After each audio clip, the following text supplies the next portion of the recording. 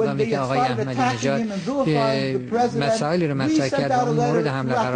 قرار گرفت، ما یک بیانیه دادیم، در اینترنت پخش کردیم و مطرح کردیم که ایشون ضد یهود نیست و صرفا ایشون نظریات امام خمینی رو دارن تکرار میکنن. ایشون برای یهودی ها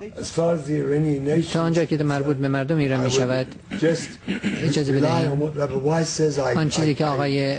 خاخام وایس گفت، من با ایشون 100% موافق هستم که مردم ایران بایستی که راه خودشون رو ادامه بدهن و این رو